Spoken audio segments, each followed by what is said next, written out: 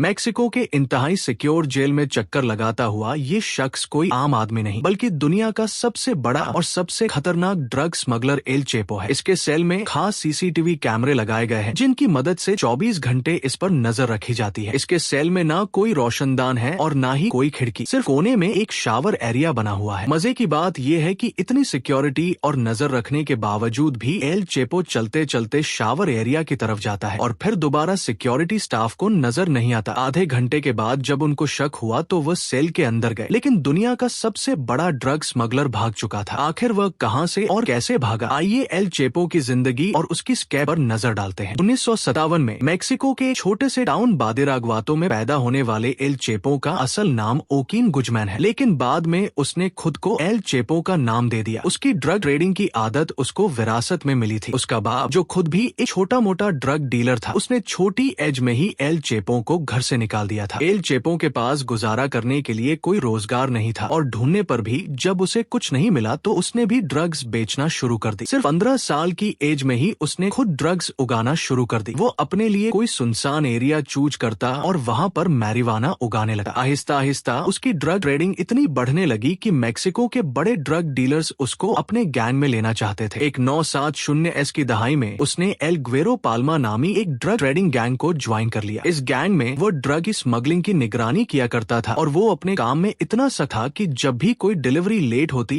या जरा सी भी गलती होती तो वो डीलर को मार देता था। एक 980s में उसने उस वक्त के सबसे मशहूर ड्रग डीलर एल पड्रिनो गैर्डो के गैंग को ज्वाइन कर लिया। ये गैंग मेक्सिको में ड्रग ट्रेडिंग का सबसे बड़ा गैंग था। एल चेपो को इस गैंग में भी लॉजिस्टिक्स और ड्रग शिपमेंट की जिम्मेदारी दी गई। उसका काम कोलंबिया से मेक्सिको आने वाली ड्रग्स पर नजर रखना था, लेकिन 1989 में गैंग का लीडर गैर्डो एजेंसीज के हाथों पकड़ा गया और गैंग टूट गया। मौके का फायदा उठाते हुए एल चेपो ने अपना खुद का गैंग बनाया जिसे उसने सिनालोआ कार्टेल का नाम दिया। अब अमेरिका में 2 रास्तों से ड्रग्स पहुंचाई जाती थी। ज्यादातर ड्रग्स कैरेबियन की तरफ से आती थी और दूसरा रास्ता था मैक्सिकन बॉर्डर का। अमेरिकन एजेंसीज ने अपना सारा फोकस कैरेबियन की तरफ रखा हुआ था और बहुत से ड्रग डीलर्स और गैंग्स पकड़े जा चुके थे। एल चेपो ने इसका फायदा उठाया और डिफरेंट चैनल्स को इस्तेमाल करते हुए यूएसए में ड्रग्स पहुंचाने लगा। वो बहुत सारी ड्रग्स उगाता था जिसमें मेथाम्फेटामाइन, हेरोइन, एक्सटेसी, कोकीन और मैरिवाना उसको ज्यादा प्रॉफिट देती थी, इसीलिए वो इन्हीं ड्रग्स पर ज्यादा फोकस करता। लेकिन ड्रग्स को यूएसए में पहुंचाना इतना आसान नहीं था और इसके लिए वो बहुत ही चालाकी का मुजाहरा करते हुए ये काम करता था। वो शुरू में ऐसी ड्रग्स जिनकी ज्यादा स्मेल नहीं होती, जैसा कि कोकीन, उसको फायर एक्सटिंग्विशर, चिल्ली पेपर के कैंस या फिर कार की रिम्स में छुपाकर स्मगल करता था, जिसको ड्रग सूंघने वाले कुत्ते भी डिटेक्ट नहीं कर पाते थे। लेकिन मसला ये था कि कोकीन के अलावा दूसरी ड्रग्स इस तरीके से स्मगल नहीं हो सकती थी, इसीलिए उसने एक ऐसा तरीका अख्तियार किया जो उसकी पहचान बन गया और वो तरीका था टनल्स यानी सुरंगें। वो लाखों डॉलर्स इन्वेस्ट करके एक्सपर्ट्स हायर करता और जमीन के नीचे ऐसी टनल्स बनाता जिसमें इलेक्ट्रिसिटी और वेंटिलेशन का पूरा सिस्टम मौजूद था और उन टनल्स के जरिए वह यूएसए में ड्रग्स स्मगल करने लगा। 1990 में फेडरल ब्यूरो ऑफ इन्वेस्टिगेशन के ऑफिसर्स तब हैरान रह गए जब उनको एल चेपो की पहली टनल मिली। वो टनल 300 फीट लंबी और उसमें बिजली का मुकम्मल बंदोबस्त मौजूद था। टनल एक घर के अंदर निकलती थी जो एल चेपो का सेफ हाउस हुआ करता था और इमरजेंसी की सूरत में वो इस टनल के जरिए भाग भी सकता था। एल चेपो को इस धंधे के सारे रूल्स मालूम थे, इसीलिए लाख कोशिश करने के बावजूद भी वो पकड़ में नहीं आता था। नवंबर 2010 में ओटे मेसा में एक और टनल मिली जिसमें ऐसी ही फैसिलिटीज मौजूद थी, लेकिन इसके अलावा जमीन पर रेल सिस्टम भी न था जिससे कंस्ट्रक्शन के दौरान मलबा और बाद में ड्रग्स ट्रांसपोर्ट की जाती थी। 2012 में तिजुआना, 2013 में फिर से ओटे मेसा में और भी टनल्स मिली। उसकी कमाल महारत को देखते हुए एल चेपो और उसके गैंग को किंग ऑफ टनल्स कहा जाने लगा। वो अपनी टनल्स इस कदर गहरी बनाता था कि ग्राउंड पेनिट्रेटिंग रडार मशीन भी इसको डिटेक्ट नहीं कर पाती थी और टनल्स की एंट्रेंस को वह चालाकी से छुपाया करता था, जैसा कि बाथरूम टब या फिर टॉयलेट के नीचे। टनल्स बनाने से पहले वह जगह को बहुत ध्यान से चूज करता था। उसने ज्यादातर स्मगलिंग यूएस मेक्सिको बॉर्डर पर मौजूद कैलिफोर्निया के शहर ओटे मेसा से करने का इरादा बनाया। उसने ओटे मेसा को 3 वजहों की बुनियाद पर चूज किया था। पहला यह है कि ओटे मेसा 2 मेजर ट्रांसपोर्ट हब्स तिजुआना और सैन डिएगो के नजदीक था और ड्रग्स को इन हब्स की वजह से एजेंट्स तक ट्रांसपोर्ट करना बहुत आसान था। दूसरा, ये एक इंडस्ट्रियल एरिया था जहां पर बहुत सी फैक्ट्रीज थी और फैक्ट्रीज की भारी मशीन्स और ट्रैफिक का शोर ज्यादा था, इसीलिए यहाँ टनल्स खोदना आसान था क्योंकि खुदाई का शोर फैक्ट्रीज के शोर में छुप जाता था। और तीसरा रीजन है यहाँ की मिट्टी, क्योंकि इस शहर के एक तरफ समंदर है जो यहाँ की मिट्टी को बहुत नरम रखता है, इसीलिए यहाँ पर खुदाई करना बहुत आसान था, जबकि दूसरी तरफ पहाड़ है जो नरम जमीन को भी मजबूती देते हैं और इसकी वजह से टनल्स कोलैप्स नहीं करती थी। यानी हर लिहाज से ये शहर एल चेपो की टनल्स के लिए बहुत आइडियल था। 9 जून 1993 को मैक्सिकन अथॉरिटीज ने फाइनली एल चेपो को पकड़ लिया और उसे 20 साल कैद की सजा सुनाकर जेल में डाल दिया गया। लेकिन ये जेल भी उसके लिए उसका ऑफिस बना रहा। वह जेल स्टाफ को रिश्वत देकर अपने लिए हर एक सहूलत हासिल कर लेता था और अपनी बिजनेस मीटिंग्स भी अरेंज करवा लेता था ताकि उसका काम चलता रहे। 2001 में सुप्रीम कोर्ट ऑफ मेक्सिको ने एक फैसला किया, जिसके बाद यूनाइटेड स्टेट और मेक्सिको के दरमियान कैदियों के तबादले का प्रोसेस इजी हो गया। एल चेपो जानता था कि यूएसए में ड्रग स्मगलिंग की वजह से यूएसए की हुकूमत हर सूरत उसको अपने पास मंगा कर कैद करेगी और फिर वहाँ से निकलना आसान नहीं होगा। इसीलिए एल चेपो ने पहली बार मेक्सिको की जेल से भागने का मंसूबा बनाया। उसने जेल गार्ड्स को $25 लाख